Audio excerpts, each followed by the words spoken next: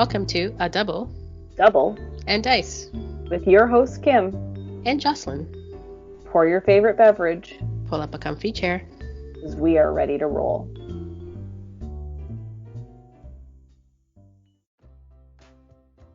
Welcome to episode 23 of A Double and Dice, and today we're going to do a sort of a year-end thing, celebration. I don't know. We're calling it 2021.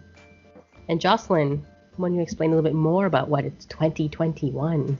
2021 is the year that is going to start at the end of this week. As you're listening to this episode, because this episode has come out on December 28th of 2020, which has been the craziest year from all kinds of perspectives. But we're looking forward to 2021. So we tried to come up with something new and innovative as a way to do that. And what we came up with is we're going to look at all of the cards that are numbered 20 in Modern and all of the cards that are numbered 21 in Modern. So we're going to review each of them together. Just super quick reviews of what those cards are. Have we played them? Have we not played them? We're each going to pick a favorite as we go through it. And we're going to come up with our 2021 combo. There you go. It sounds so futuristic. 2021. I know, right? I don't know. This is not what I pictured 2020 to look like when I was little. Yeah. So hopefully 2021 will be better. Hopefully. Not that 2020 was bad. Lots of great things came out of it. But, let's try and get through this COVID year and hopefully into a year that has a little bit less COVID. What do you say? I think that's a good idea. A little less COVID, a little more in-person Dice Masters. Well, let's hope. Let's hope. Okay, so what we have done is we have each pulled up the team builder at tv.dicecoalition.com if you're not familiar. And we have sorted it by the modern era. And then we've typed in the little number, the little box next to the name, which you might not even know is there, is the number of the card. And we've both typed in 20 and we've sorted it alphabetically. So we're going to go through all of the cards that that are the number 20 in their respective sets. Right, Kim? That's right. All right. You're going to kick us off? Sure. So the first one in the list is Black Panther, Stealthy Adversary. And that reads, when Black Panther is blocked by at least one non-psychic, non-adventure character die, she gains Overcrush. And this is from the Infinity Gauntlet set. That's a 5-cost fist. 5-cost fist, Avenger affiliation. I actually like this card. I've played it a couple times. Yeah, I think that it might be hard to guarantee that Overcrush with that non-psychic, non-avenger. Yeah. But the card has good stats. So it's an 042, a 152, and a 182. So it'll easily get knocked out, but that's fine. That level 3 with a 1 fielding cost and an 8 attack is pretty awesome. Mm-hmm. Mm-hmm.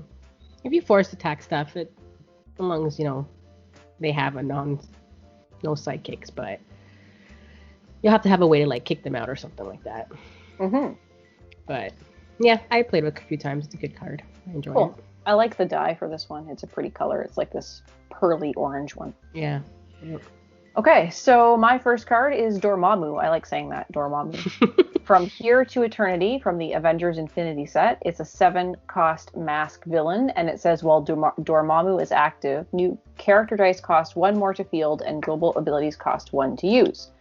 I have never used this card, and I probably wouldn't because it's a 7 cost and it doesn't only do it to my opponent, it also does it to me. So I'm going to pay 7 to buy a die, field it, stick it in the field. It'll probably get stuck there because it's a 155, 276, 288.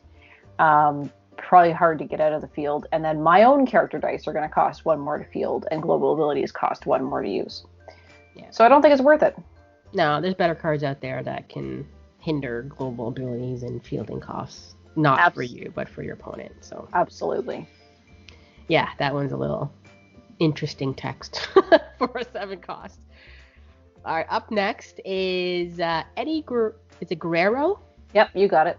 I Cheat, and from the wrestling set, so WWE 2 Bolt, and it's tag out keyword, and that keyword is after blockers are declared. You may prep this die from the field zone to give target super die +2 and +2A and +2D until end of turn. I've played with this one. Yeah. I like the tag out mechanic. I think that there's a lot of opportunities with that mechanic that we haven't explored yet. Yeah, and it's good as after blockers are assigned, so. Yeah, and he doesn't have to be blocking or attacking. He could just be in the field. Yeah. I think he is overshadowed by one of his colleagues that we may be talking about in a minute. Which is? Number 21. Ah, it's in the 21s. Okay. Yes. So let's continue. We've got Green Lantern Fearless from the Justice set, Justice Campaign Box, 5-cost Mask, Justice League Affiliation, surprise. When Green Lantern attacks, you may spend Mask. If you do, deal 1 damage to the defending player for each action die in your use pile.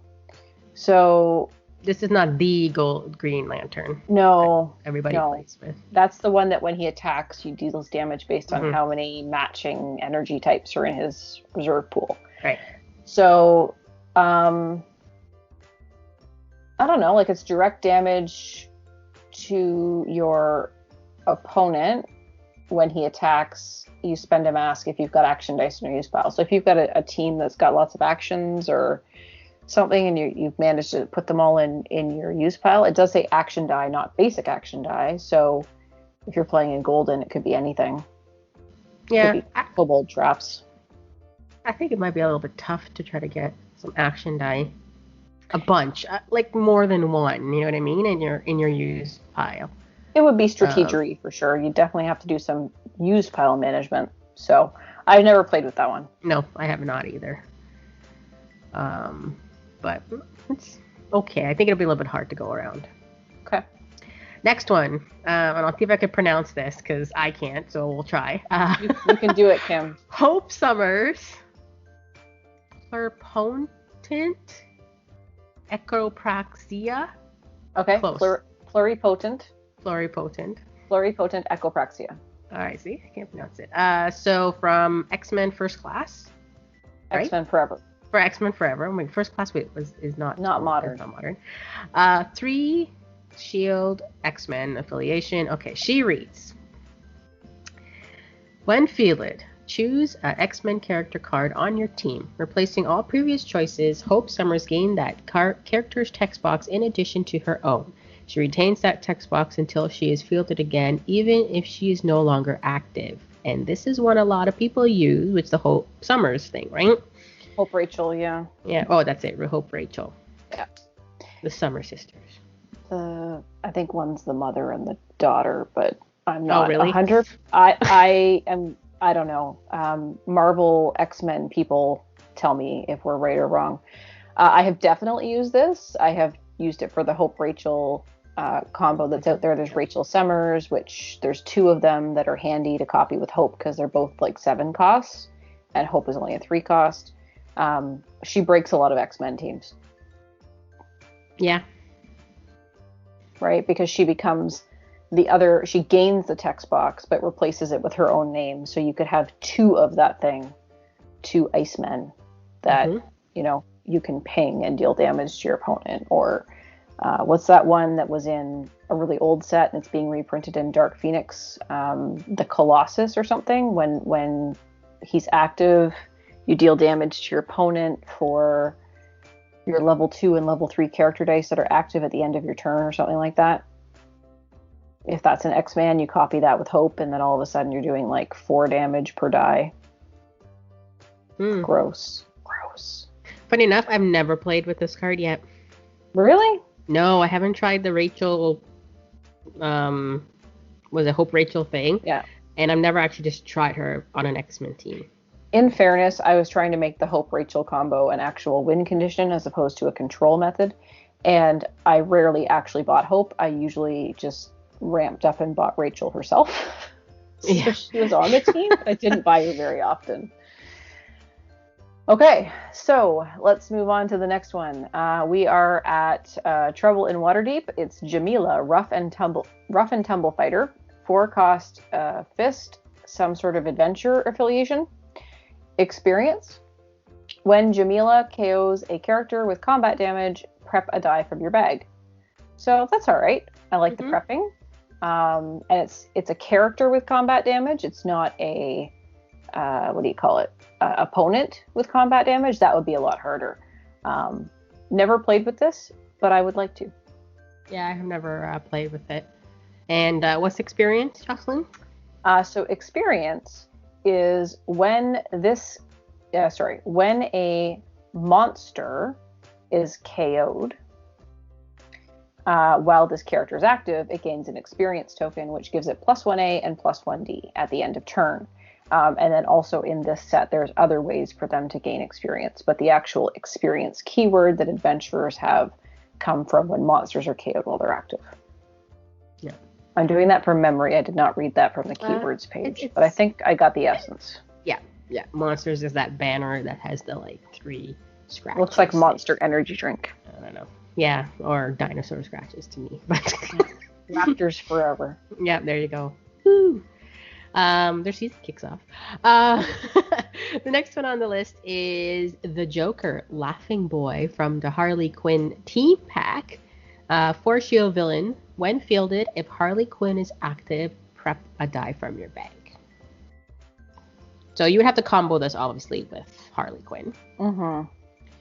And I mean, he'll stay in the field. His defense is pretty beefy. But yeah, it's just another 4-cost prepping mechanism. Yeah. Okay. So let's move on to the next one, which is Magic Limbo Control from the X-Force team pack. I think that's what XFO is. When magic is fielded, deal 1 damage to target opponent for each non-sidekick character die on an energy face in your reserve pool. Ooh. I have never played with this, but now I want to. I've played with the other magic, that one that makes they can't reroll, but I've never actually looked at her other cards. When magic is fielded, okay, deal 1 damage to target opponent for each non-sidekick character die on an energy face in your reserve pool. You could partner that up with Clayface, and you could just bring something into your reserve pool before you field her. Yes. But it has to be not a sidekick, obviously. Yeah, that's buy something if you don't have. It would have to, and it has to be a character die, so it can't be a basic action or a non-basic action. But might still, be interesting. That looks like fun, and it's an X-band, so you can copy it with Hope Summers. There you go. Okay, so... All right, next up. Yep. Plastic Man, Patrick O'Brien from the Doom team pack. 4-mask Justice League. It has retaliation, and it has a global on it, which is pay double mask. Target character die can block an additional character die this turn. Now, if my memory serves me, retaliation is when... I'm looking it your up. affiliation... So if a Justice League character is KO'd, deal 1 damage to target opponent. If character you control with retaliation is active, so Plastic Man is active, and character die you control that shares an affiliation with it is KO'd, including another copy of the die with retaliation, deal 1 damage to an opposing player. A character die cannot trigger its own retaliation since it is no longer active. Right. Okay. Yeah, so you got it. Yeah. So not bad. I mean, it's still a 4-cost, though. I always find these things are so expensive to get out there. Yeah. And you got to build a Justice League team. And the global, I mean, double mask, okay, to get additional blocker. That might come in handy. Sure, absolutely. Just make sure Dormammu isn't active. Because that's going to be a 3-cost to do that. So yeah, I've never played with that one either. Okay, so moving on. Poxwalker, Diseased Horde from Battle for Ultramar. 2-cost fist with some kind of crazy Warhammery affiliation.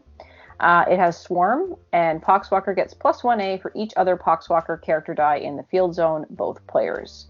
I like Swarm. It's a cool mechanic. I've definitely played with this one. I like the +1A.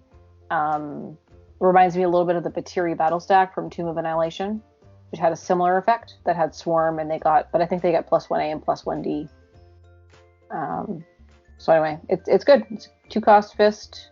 Swarm, stats are good. I like it. Yep. Except his die is pukey color, but that's all right. Well, that's most of the Warhammer dice yeah, are that. Can't tell anything apart there. Next up is Songbird. A caged bird sings from Justice Lightning. Justice like lightning, yeah. Like, blah, blah, blah, blah. Say that 5 times. Team pack. 5 cost bolt, villain, and thunderbolts. This is a flip card. So one of her side says, when fielded, opposing character dice get -3A. On her other flip side, when fielded, deal 2 damage to all opposing character dice. I've never played with this card. I think you have. I have. This was part of the first version of my Seething Corruption team. So I was trying to make a team with Seething Corruption, which when you play Seething Corruption, when an opposing character die takes damage, it's KO'd.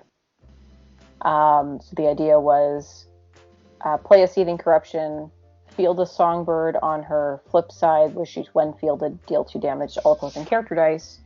Then your opponent's dice would be KO'd, and then you could just walk across the field. The 5 cost was hard to reach for. Mm-hmm. At the time that I was trying to play it.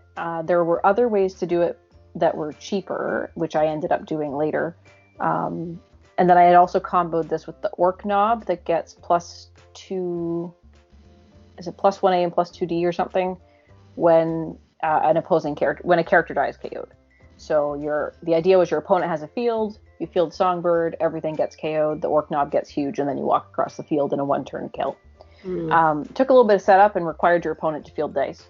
But it was fun, and the reason I was trying to use this was because at the time, Black Widow Agent was a thing, and Black Widow Agent, if you recall, or if you're not familiar, prevents 1 damage from your opponent's character dice. So if you had a Black Widow Agent active, and I did something that only did 1 damage, then all the damage is negated and the Seething Corruption wouldn't go off. So that's why I was trying to use the Songbird.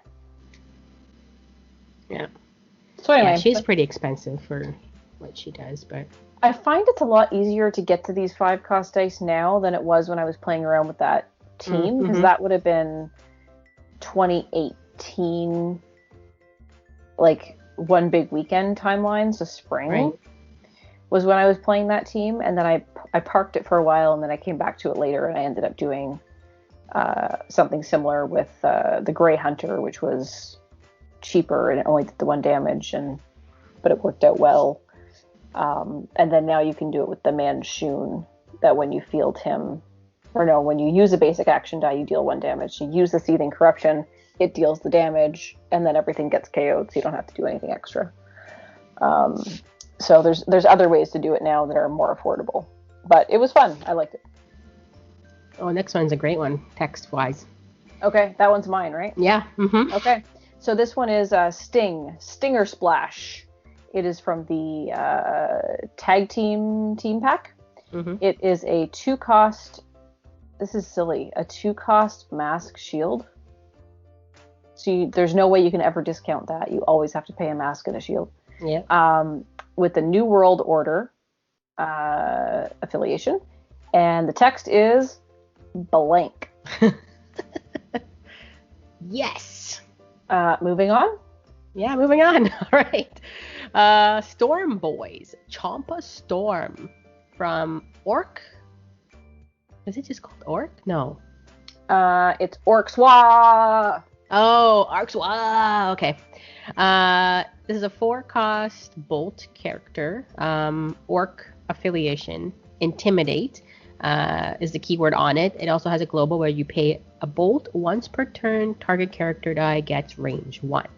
So Intimidate is when you field a character die with Intimidate, it can remove an opponent's character from the field zone temporarily. So it goes out of play. Until end of turn. Yep. Until end of turn. And range 1 is any characters with range 1 is they have to attack, right? When they attack, they deal a damage to a character die. When 1 or more character dice with range attack, each active character die with range on both sides simultaneously deals damage equal to its range value to target opposing character die. So at least one die with range would have to attack, but if you had multiple dice with range, all the range goes off. Even if the dice aren't attacking, as long as one of them has range. Okay, yeah, I couldn't remember if it was they have to attack or not. One die with range must attack, then all dice with range deal damage. Nice. Yeah, and that's in a window that happens after attackers are declared and before blockers happen. Right. Yeah. I have played with this. I don't think I've ever played with the Star Boys. Mostly for the range ability, to give something range. It's a handy global to have. The Intimidate has been useful, but there's cheaper and better Intimidators now. Yeah. Gazer. Yeah. I think everybody uses that one. Okay, so moving on. Dark X-Men, Sunspot, Lord Imperial. When Sunspot is damaged, Corrupt 2. It's a 5-cost bolt with the Hellfire Club affiliation. So Corrupt is target player draws 2 dice, places 1 in used, and returns or draws dice based on the corrupt number, because the corrupt number could be 2, it could be 3. There's different numbers. So in this case, the target player would draw 2 dice, and then the person that corrupted would choose which one goes in the used pile and which one goes back in the bag. So I like Corrupt as a mechanic. I know that there's a lot of folks that like Corrupt and liked it better when there was a card in Tomb of Annihilation that is now no longer modern, Tabaxi Rogue, that dealt damage to your opponent when you drew dice outside of your clear and draw step. So Corrupt was a good combo with that. I personally like to Corrupt myself when I'm playing with Corrupt, because I mean, sometimes I'll do it to my opponent depending on what's in their bag, but often I use it to clear my bag and churn my bag and move things into use that I don't want in my bag. So okay.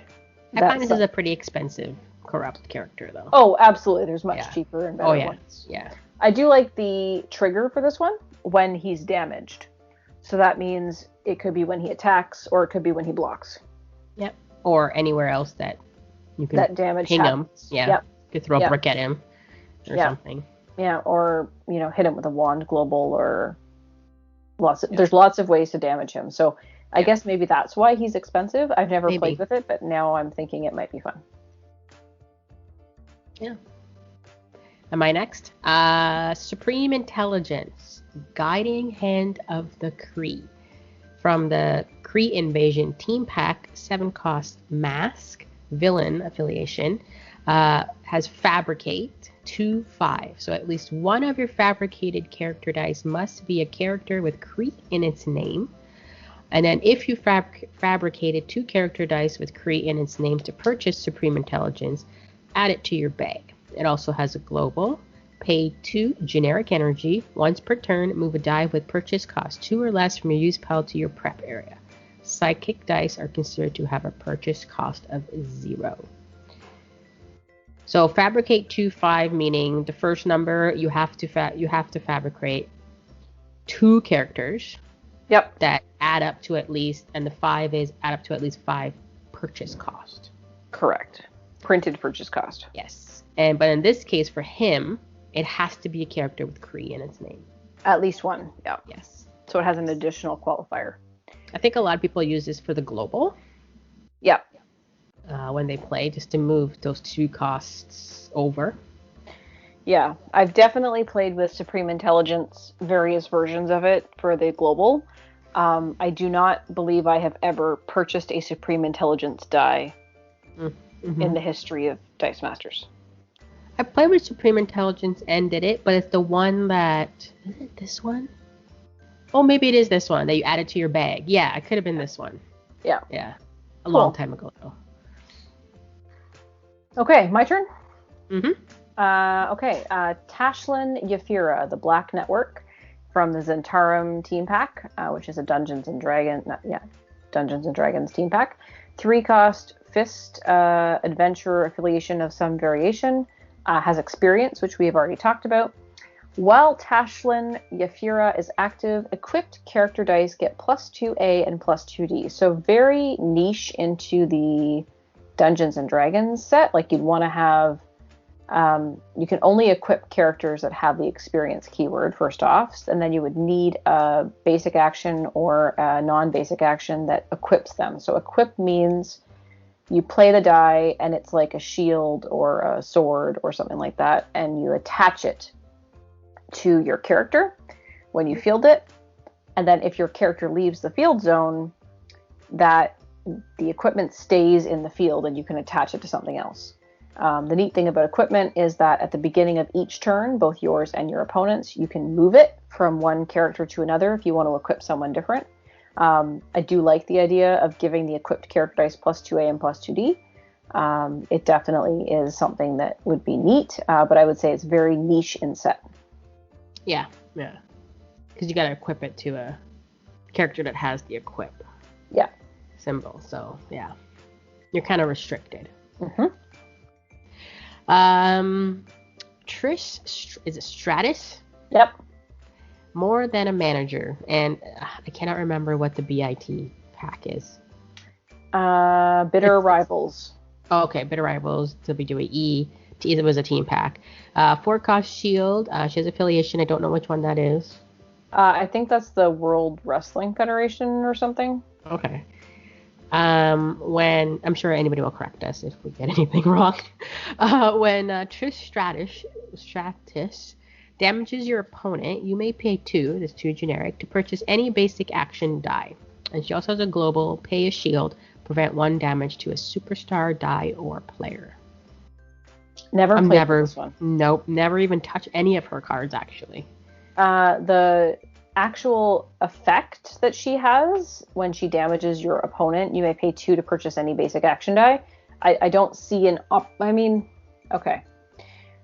Her stats are 022, 033, 144. So if you have her on a low side, like a level 1 or a level 2, it's possible that your opponent may elect not to block her. Mm-hmm. And if that's the case, if you have 2 energy, you can purchase any basic action die. So if you have an expensive basic action die, maybe it would work. But if your opponent blocks her, the effect doesn't go off. I think the global is more interesting because I didn't realize we had that global in Modern anymore. Because that is the global that was on the Samantha Wilson card.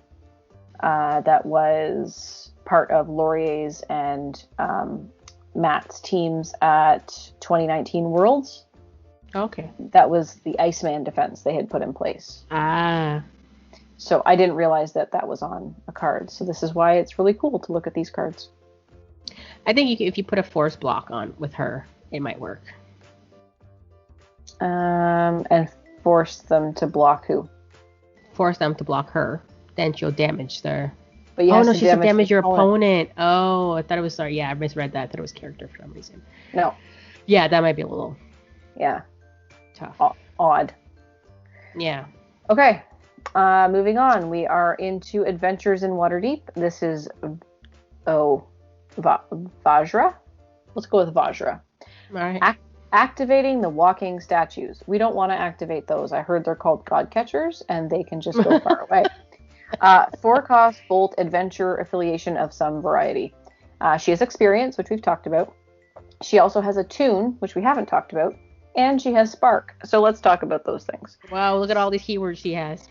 Love the keywords. So a tune reads...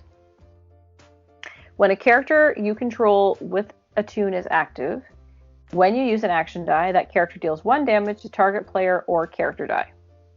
So it's pretty handy if you're using action dice. So then we have Spark.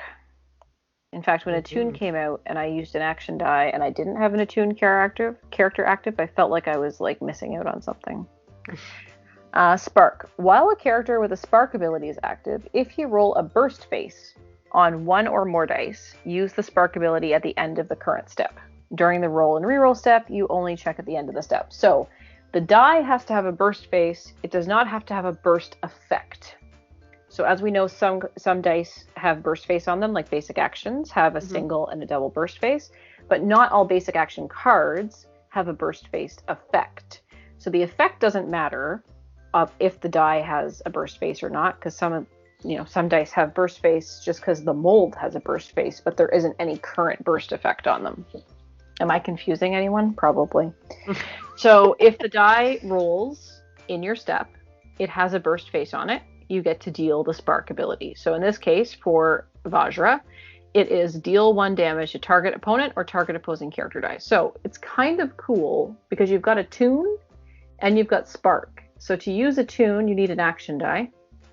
Mm-hmm. Action dice have 2 of their 6 sides with bursts on them, right? Yep. So you say you use an action die, it has a burst on it, you get to do the spark, you get to do the attune, you get to do the effect of the action die. There could be a lot of damage happening there. Yeah, she's a jack of all trades going on there. Yeah. Stat-wise, she's kind of crummy, as many adventurers are until you start equipping them. She's an 002. I didn't realize she was a 0 attack. 013 and 124. So her defense is but her attack line is kind of crummy.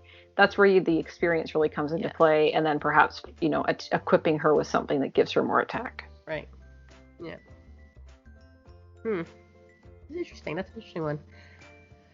Next up is Wolfguard Terminator, Heroic and Valorous from Space Wolves. 3 cost Bolt, Space Wolves, and I think is it Imperium? I don't know. Something like that. It's the affiliation. So reduce all damage dealt to Wolfguard Terminator from each source to 1. Wolfguard Terminator cannot be blocked by shield or fist character die. Played with him, Kim? No.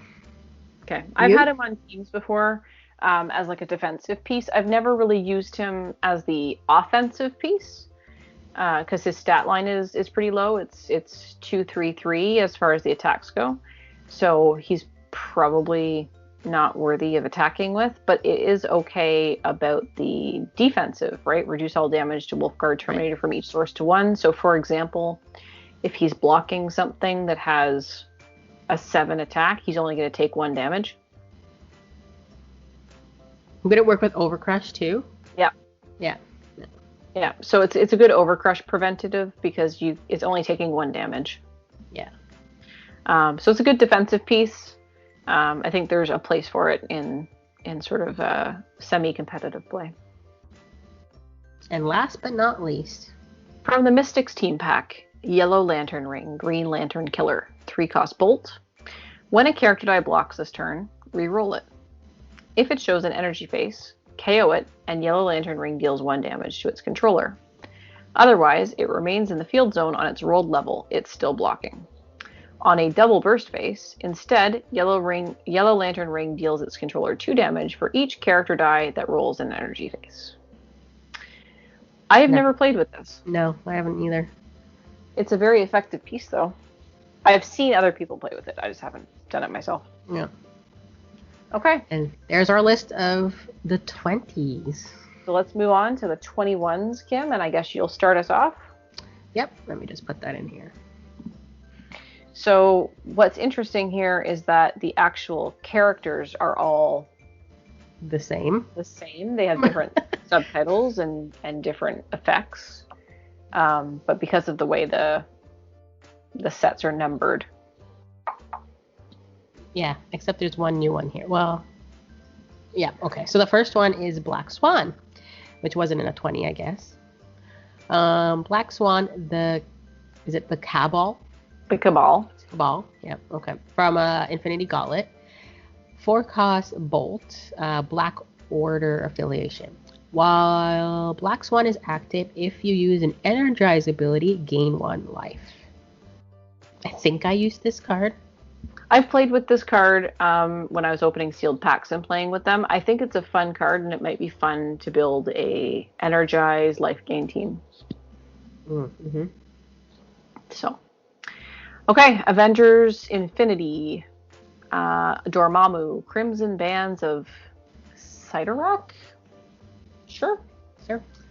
6 cost Mask Villain. While Dormammu is active at the end of each player's turn, KO the character die with the lowest purchase costs controlled by the active player. You break ties. The sidekick character dice are considered to have a purchase cost of 0. Never played with this one either. It's fun though. It kind of creates some chaos. At the end of each player's turn, KO the character at the lowest purchase cost controlled by the active player. And then the fact that you break ties. So if your opponent, let's say your opponent has a couple of 2 costs, you get to choose which one gets KO'd.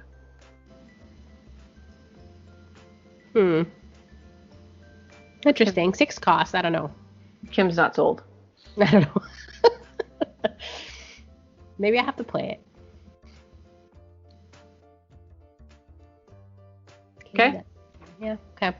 Eddie Guerrero again. I steal from the WWE set. To bolt when Eddie Guerrero attacks, move all energy dice from your opponent's reserve pool to their used pile. And I know this is the one. You've played a lot of this one.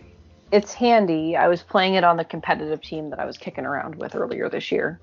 So what I was doing was a bunch of things that happened when attacks. So if it all worked out, I had a Venerable Dreadnought, the one that gives everybody range active. I had a Rare Spider-Man Forever active, Spider-Man Public Menace. And then I had an Eddie Guerrero. So the idea was I would attack with all 3 of those, and then I would choose the order of the effects. So I could first choose to roll something down with Spider-Man, and then I could choose to do the range damage, and then I could take any energy that was in my opponent's reserve pool and move it to their use pile. So I could do it in that order, which was typically the order I did it in. But sometimes I would do the range first. If, for example, something was in the field that was preventing my Spider-Man from doing something, like a Typhoid Mary or whatever, then you could KO the Typhoid Mary, and then you could do the Spider-Man effect, and then you could do the Eddie Guerrero. So, wouldn't you have to do range first, because range is when you attack? All of them are when attacks. Oh, that's right. Yeah. Yeah. So you guys could pick the order. Yeah, I got a ruling on that. Yeah, I used Eddie for the first time ever. I did a Jocelyn team, first time on WDA Past. You used some of that, right? Yeah, I used Eddie, Angela, Infiltrate, Spider-Man. I had Dreadnought, but I didn't buy him. Yeah. The Angela that gives all of your character dice Infiltrate is pretty awesome. Yeah. And I used also, I bought Viper. I forget his first name. Viper that doubles the Infiltrate damage. Black Viper. That's it, yeah. Cool. So yes, I've played with this. It's very effective. And now we're going to talk about the Green Lantern that you talked about a minute ago, Kim. From the Justice campaign box, Green Lantern Human, 5 cost mass, Justice League affiliation. While Green Lantern is active, your Justice League character dice gain when this character die attacks. Deal 1 damage to target player for each energy symbol in your reserve pool that matches the character die's energy type. / energy does not count.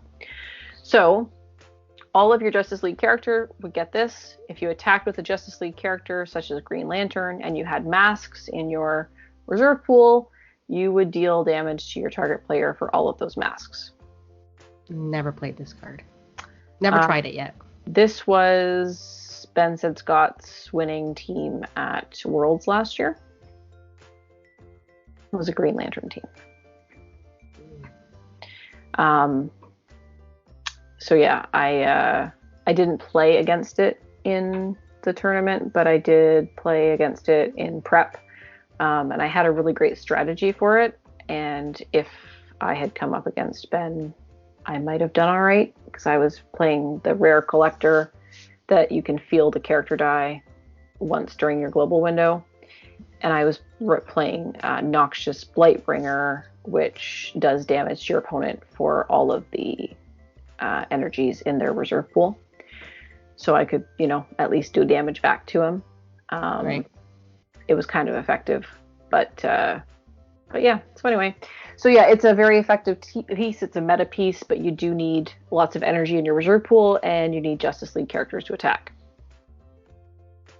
Yes. I think it's like a hard thing to do, just to get all that energy in your reserve pool, and it seems slow in my head. Well, I mean, there's ways to get energy in your reserve pool, like Clayface and things like that. Yeah. We keep saying Clayface, and we haven't said what Clayface does lately. So we're talking about the Clayface Global. And the global says pay a mask, move target die from your use pile into your reserve pool on any energy phase. So. Which I like using it for some reason. I don't like using Clayface. I find it messes me up more than anything else. A while ago, Kim, didn't we say we had to build some teams with Clayface? Yeah, we did. We haven't done that yet. Maybe over the holidays we can build some teams. Yeah. Okay. All right, up next, Hope Summers. All of us from X-Men Forever. When Hope Summers is fielded, draw a die for each of your different active X-Men characters. Place any X-Men character die you drew in your prep area. Place all other dice drawn in your used pile. Super fun card to play with. Doesn't see a lot of play in sort of the competitive or semi-competitive scene because of Hope Summers' pluripotent echobrexia. Is the one everybody goes with. Well, I mean, depends on what you're building, but I think this would be good. I like the prepping and I like the churning. So, if you build an X-Men team, it's a worthy card. Okay, we're back to Jamila from Trouble in Waterdeep. She's a champion arm wrestler. Jamila has experience as a 4-cost fist adventurer of some description, and Jamila cannot be affected by opposing global abilities or action dice. So that's kind of cool. Yeah, buff her up a bit, and they can't push her back if you try to push in with her or something. No static fields. Yep. Make her unblockable of some sort. No nefarious broadcast. Nope. Right? So, yeah, that's kind of cool. I've never played with that, but I'm interested. I've played cards with similar abilities, like you can't be affected by global abilities or action dice. But with the experience, if you can get her up high, because her stats are very low, so you need her. Well, I mean, her level 3 is not bad. Her fielding class kind of sucks. 2, 4, 3, but yeah. The Joker, Mr. J from Harley Quinn. So when fielded, this one's a 5-cost shield. When fielded, choose an energy type, replacing all previous choices. Well, the Joker is active. When an opponent feels a character die of that energy type, deal 1 damage to that opponent. Never played with it, but actually this sounds a little interesting. Yeah, I think that could be handy. I know that for a while back, we were talking about like when Intellect Devourer came out and how you could make any energy type you needed with an Intellect Devourer because you just had to have a fielded sidekick, and then the global says pay 0. Target sidekick character die you can turn to any energy phase. So a lot of times teams historically have built, single energy or just a couple of energy types so that they always have energy of the type they need to make things go, right?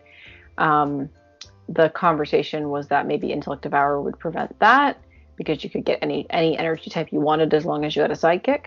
But I still see a lot of teams that have just 1 or 2 energy types. So it could be an effective piece of control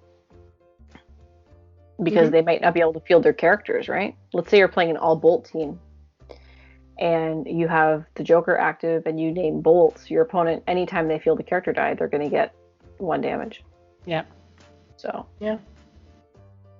Okay. Cool. From X-Force, Uncanny X-Force, Magic, Psionic Shields, 4-cost mask X-Men affiliation. While Magic is active, your opponent may not re-roll more than 2 dice during their roll and re-roll step. Super annoying. I love this card. Super annoying. Is that really the stat line on it, Kim? Is that right? Yeah. So it's 014, 016, 127. So I used to do with her. She is very annoying, and I used to put her in a lot of my orbital strike teams. And if I find like someone's ramping a lot, bring her out because then they're rolling 8 dice and they can only re-roll 2. Well, and then on top of that, if you have a stat flip global to flipper and then orbital strike. Yeah. I really enjoy this card. I would put her on my team just because. Fun. Yeah. Yeah, definitely. All right, who's up next? Mr. Plastic Man. Oh my gosh, no, I can say this word. Elasticity. You got it. High five. I just had to say it slowly. From Doom. And Neutral. 4 cost mask. When Plastic Man blocks, you may pay 1, that's 1 generic. If you do, Plastic Man may block an additional character die. I think that's kind of handy. He's got defense, so he may not get KO'd. I don't think it even matters if he KOs. It's the whole blocking 2 dice. Like, I'm thinking about like God Catchers. Mm-hmm. Right? Not much people use cards with additional blockers that I've seen. I like the idea. Okay, so moving back to our battle for Ultramar, Poxwalker Mindless, 2 cost fist. Weird Warhammer affiliations. Swarm. Poxwalker is unblockable when attacking alone. So his stats are 011, 012, 112, but so you know, unblockable when attacking alone. You want to like buff him up somehow. The swarm is cool.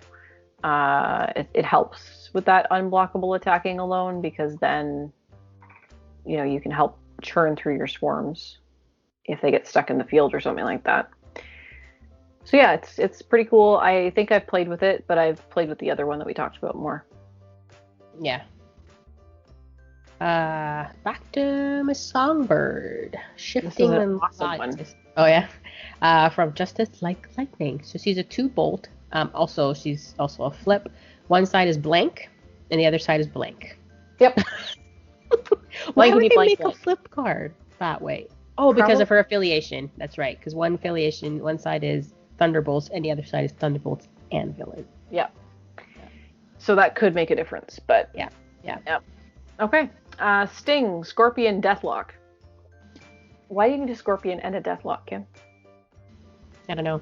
Is the Scorpion doing the Deathlock? Double dying, double deathing. I don't know. From the tag team pack, 3 cost. Crossover die. So it's a mask shield again. It's New World Order affiliation.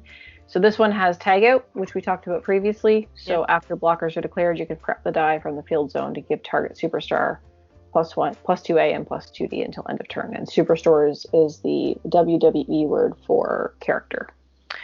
There's other tags that are easier to get, and the crossover energy is just not reasonable. Yeah. So I find it's too expensive, and there's cheaper tag outs that's easier to buy. Storm Boys, Flashy Sky Boys. Oh, that's an interesting name. From the Orkwa, and 4 cost bolt, range 2, and global is pay a bolt once per turn. Again, target character die gets range 1. So you could actually range 3 him if you wanted to. You can't. It doesn't work that way. No, range does not replace, and it doesn't add. Okay. So he'll just get 1 if you actually just want to use that. Yeah. On him. He would get his range 2. Yeah. But you could use the bolt to give something else range 1. Oh, darn it. It doesn't stack. Yeah. Doesn't stack. Range doesn't stack. I like the range 2. I think the range 2 is cool. I'd probably be more likely to play the one that we already talked about that has the intimidate. I should revisit range. I like range. It's interesting. Revisit range, but don't play Dreadnought. What do you mean? Play Dreadnought. Well, Dreadnought's boring range. It just gives everybody range. I guess it's not boring range. It's sort of like the Angela we just talked about that gives everything infiltrate. Exactly. But it's extraordinarily effective. So do something a little harder. You don't like to do things that are easy, Kim. I don't. No. I like to make my life difficult. Okay. My team building difficult.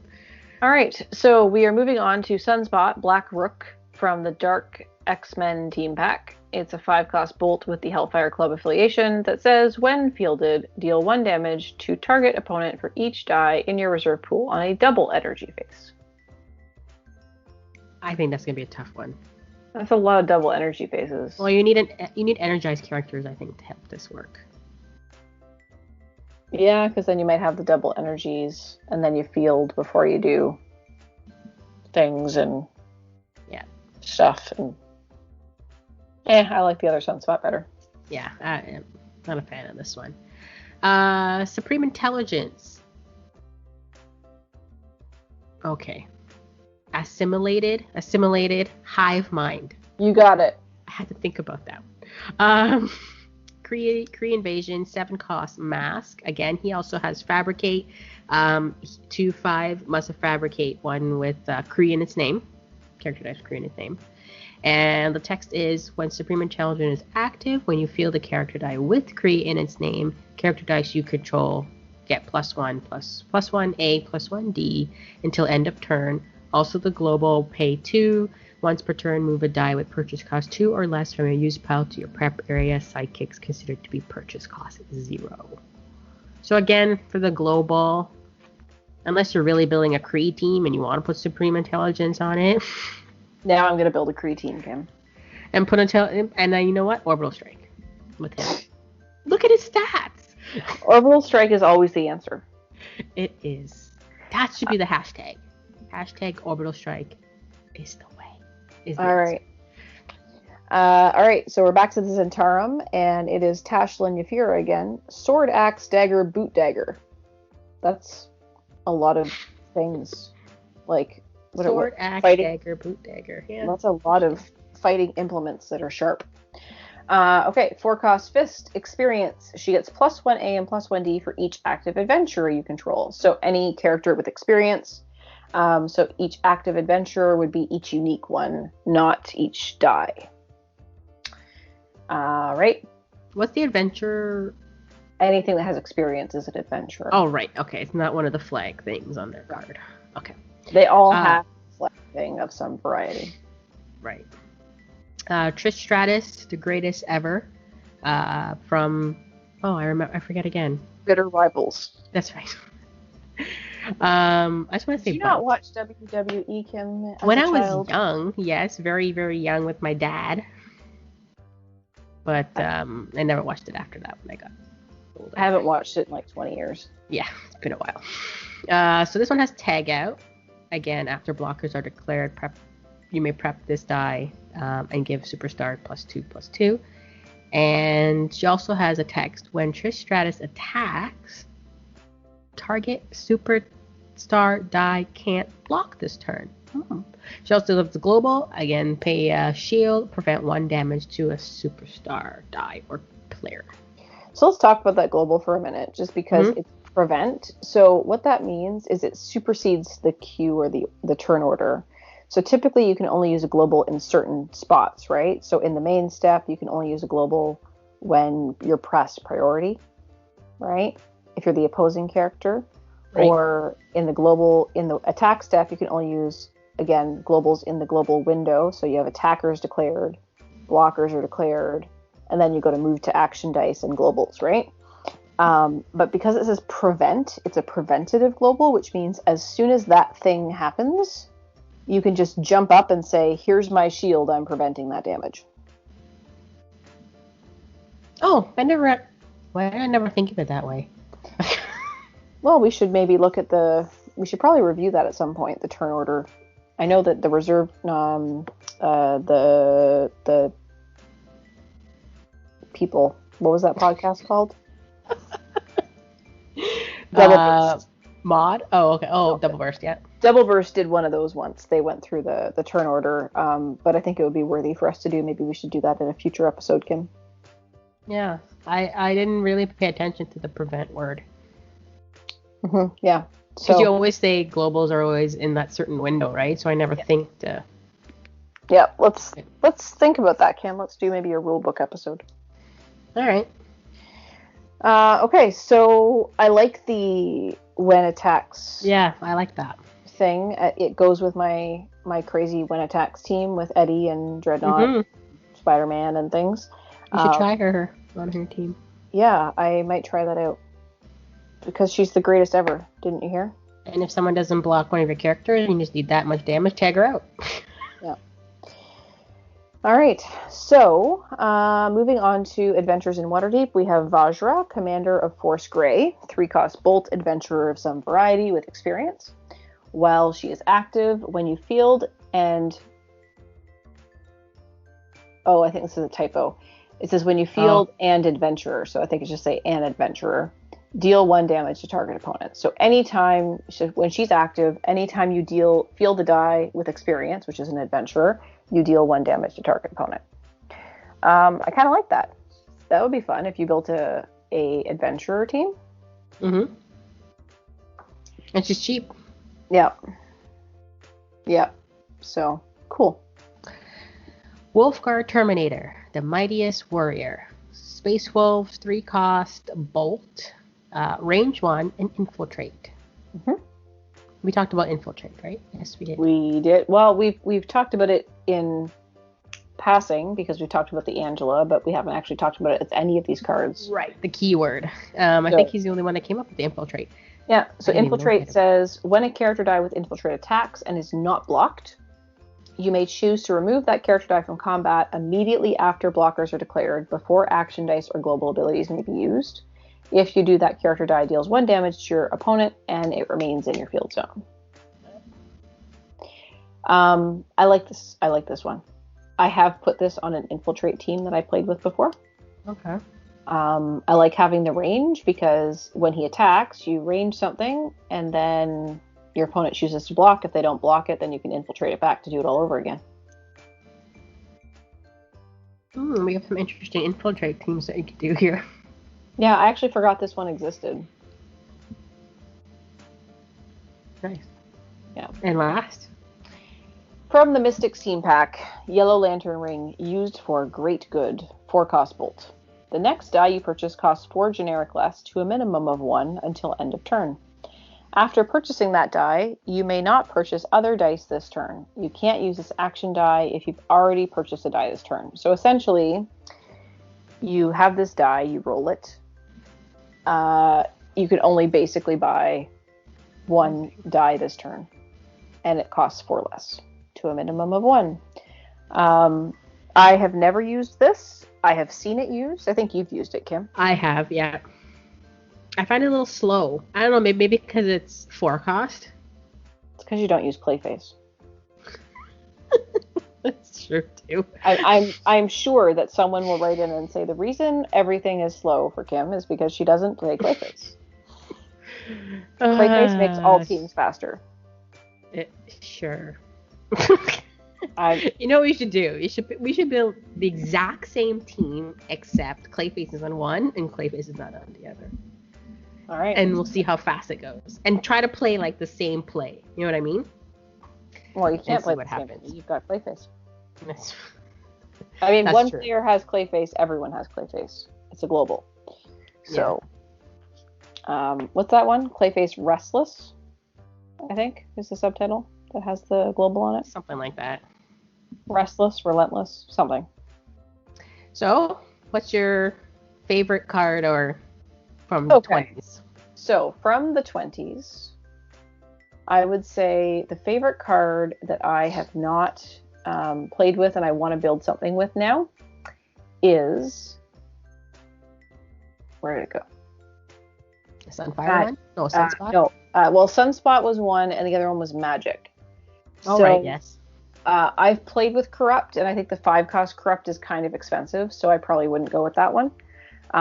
Like we did say, it's when he's damaged, so it could happen a lot of times, which would be cool, but I think I would go with the Magic Limbo control. When Magic is fielded, deal 1 damage to target opponent for each non-sidekick character die on an energy phase in your reserve pool. I'd kind of like to play with that one. Okay. What about you, Kim?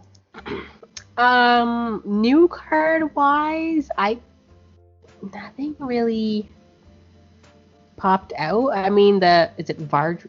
How do we call her name? Vajra. Vajra. That's how interesting. I'm Yeah. I'm sure someone will probably correct us, and we're totally cool with that. That sounds interesting, just because she has so much stuff, but you got to build an experienced team with her, I think. Or you just use her for a Tuno Spark. And yeah, nothing really jumped out. Again, I've never played with Hope Summers, so maybe one day I'll try it. Hope Summers Pluripotent Equibrexia? Yes. Yeah. Okay. Where she gains the text box of an X-Men card. Okay. So in the 21 spot, for my 2021 team, I have placed in this spot Hope Summers All of Us, which is the one that preps for X-Men. So I guess I'm thinking about making an X-Men team. Although, as I say this, it might be cool to do the Sunspot because the magic does damage to your opponent for non-sidekick character dice on an energy phase, and the Sunspot does damage to your opponent for each die in your reserve pool on a double energy phase. So you might be able to double up on that damage. That'd be interesting. So that would be Sunspot, Black Rock. Well, I like my magic, though I've used her a few times. I'm going to have to stick with her. But again, if I'm going to try it, I might as well build a Green Lantern team and try it myself. I also like the Trish Stratus. Which one was that? The greatest ever when she attacks targets. Oh, right, turn. yeah. I can't block this turn. Use her on an infantry team. I'll have to find a spot for her on that team. So yeah, so that would be my team. So I think my 2021 team is Magic Sunspot. All right, maybe one day we will actually build these teams. Yeah, we will. Absolutely. So, what are your 2021 cards? If you went through the modern cards that we just did, were any of the cards that we talked about cards that you hadn't heard about before, that you'd never played with, that caught your eye? Let us know. We'd love to hear from you, and we'll go through all of the ways you can reach us at the end of the podcast. But think about that and send us your 2021 combo and what you're going to do with that team, how you're going to build it. And did we get anything in our mailbag this week? We got a little bit. It's been a little light, to be honest, Kim. Holiday season. Yeah, I think we're gonna chalk it up to that. I think also a lot of places have started more COVID restrictions again, so some people are not maybe going to work, and a lot of people have always said they listen to their podcasts on their commute. So maybe they're not commuting, so they're a little bit behind on the podcast, and that would also be in line with our downloads being a little bit down. But with that said, we're super happy that people are still listening and downloading and providing some feedback. So we heard from Chris Williams. So I was in a conversation with him through the messenger from the Ministry of Dice. He said a double in dice is pretty darn awesome. So thank you, Chris. We appreciate that. And then he said, P.S. Samuel is a superstar in the making. I wish I had his confidence at 9. So that's in reference to our last episode, number 22, with Sam Samuel, who's our guest on that episode. So if you haven't listened to that one, go back and listen to Sam talk about his Dice Masters experience. And keep in mind that he is only 9 years old. So confident young folk. Mm-hmm. What else did we hear? So if we go back to our episode 21, which was talking Dark Phoenix Saga. I can't talk tonight.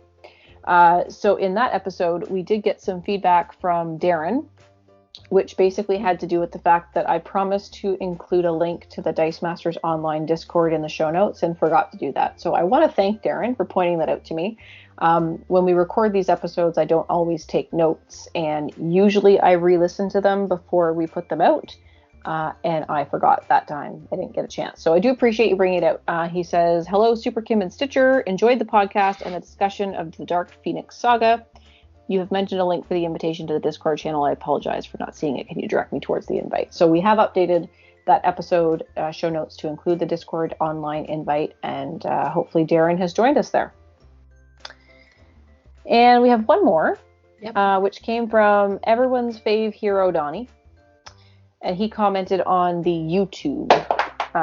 So we post the episodes every week on both our podcast app as well as on YouTube.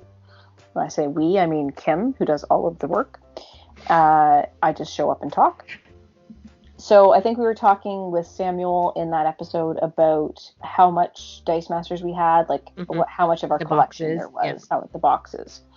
So he says, if you have the Transition Zone app, you can track your collection, and it tells you a percentage of how many cards you have. It's kind of neat. He himself owns 76% of all the DM cards. So that's pretty awesome, Donnie. Like, I'm impressed. 76%. And I said, wait, I use this app. I didn't even know it had that ability or that function or tool. Yeah. So if you have this app and you didn't know that this function exists, it's under the Tools tab, and then it says Collection Status, and it shows by set as well. So you can get your collection percentage for each set as well as your overall collection. So Kim, what was your number? Ready? Ready. 46%. That's almost half. Yeah, well, I don't own a lot of the golden. Other than AVX, I own nothing anywhere. And then I think I have some, not all, World's Finest. And some Green Arrow and Flash, but not like the complete set. Like my favorite characters. When I started collecting back then, it was favorite characters. So like, the Flash and Green Arrow and stuff like that. So that's why I think that chunk is going to be golden. Cool. I don't use the Transition Zone app because I'm an iPhone person, so I use Sidekick. And I don't know that Sidekick has that function. Yeah. I use it on my old phone, which is an Android phone, so... I don't have any Android phones. Still use it. So other than that, did we have anything else today, Kim? No. I think we're good. I had one thing that I wanted to do. So we have not announced a DICE social date for January yet. We are still coordinating that and figuring out when our next DICE social will be and what the theme will be. So watch our website for a posting on that. But I do want to take a minute to let everyone know about BreathWeaponX Fest. There you go. You got it. Do you know about that one? I do.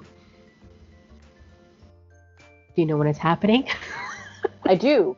So it's happening on January 16th, which is a Sunday. Saturday? It's a Saturday. I thought it was a Sunday. Wait, checking calendar. Saturday, the 16th. Are you sure? I'm pretty sure I'm looking at the calendar. Maybe it's not the 16th then. No, I'm pretty sure. I rechecked it today, actually. I am pulling it up just to make sure. Okay. So BreathWeaponX, if you are unfamiliar with BreathWeaponX, it's a couple of folks over from the UK who are not part of the Ministry of Dice. And they have a YouTube channel, Alex and Rob. They record themselves playing games around a build challenge every week. And so they have a lot of YouTube videos, and they've just recently started live streaming. So if you're looking for some live streaming Dice Masters, you can head over to YouTube and find BreathWeaponX. So what they have decided to do is the 16th of January. So it is a Saturday. You're right, Kim. So the check-in is at 5:30 British time and starts at 6 o'clock British time. So that means that that would be 1 o'clock Eastern. That's correct. Yeah. So if you're interested in playing, the rounds are best of one to be played over 45 minutes. There will be no rounds at time. And the theme for this is, the team building format is a single affiliation with less than 8 available characters. So you're only allowed to build teams that have 8 or less characters in the single affiliation. So you can't choose something like X-Men that has hundreds of cards. There's actually a list of the affiliations that are available that you can link to from their website. And they've listed them all in there. So you can go in there, you can set that up. They're also doing some really interesting things with their format. So it is ticketed entry. It's going to cost about £7 British, which is basically going to cover shipping and stuff for prizing. Any leftover funds are going to be donated to a charity. So you can go on to do that. But the prizes are going to be upside down. What does that mean? No. So the best prizes are going to go to the last place person. Okay. So the better you do, the less prizes you get. So would that mean everybody's just not going to play their best? No, everyone's got to play their best, but the grand prize is going to go to the player that finishes last. But they don't want it to be poor that people are vying purposely to lose games. So there will also be a separate prize for the player who finishes first. There's going to be a raffle draw for prizing as well. So you'll get 1 ticket for winning a game and 2 tickets for losing a game. So when you lose a game, you get more chances to win the raffle. And it also says here, I didn't read this yet, They won't actually be tickets. Instead, we'll be assigning each player a character from the Batman set, and the corresponding dice will act as the raffle tickets and be drawn out of the bag at the end of the tournament. That's cool. Yeah. So that's kind of funny. Yeah. So there will be a fellowship prize as well, and it's really about having fun and doing something a little bit more creative and interesting. So if you are around on Saturday, the 16th of January 2021, with nothing to do and are twiddling your fingers, you might want to join BreathWeapon. I can't say this. Why can't I say it, Kim? BreathWeaponX. Say it 5 times. No kidding. I'm just trying to say it too fast. BreathWeaponX. Just say BWX. BreathWeaponX Fest. BreathWeaponX Fest. Okay, I got it. BreathWeaponX Fest on Saturday, January 16th. So we can tell you that Dice Social will not be on Saturday, January 16th. Yes. Yeah. Okay.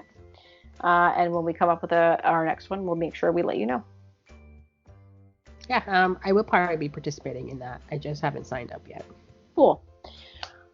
All right. So I think on that note, that does cover us off, Kim. I think we've covered everything we want to do. So I guess we just want to wish everyone a very happy new year and all the best for 2021. This has been a really great first year of our podcast. Yeah. I've really enjoyed doing it. I'm really enjoying doing the podcast and hope you guys do. And as Jocelyn always says, we welcome the feedback, good or bad. It's about improving and, making sure our listeners are enjoying what they're hearing. Yeah. So thanks for coming on this journey with us. Thanks for joining us through our first 23 episodes. Looking forward to lots more in the future.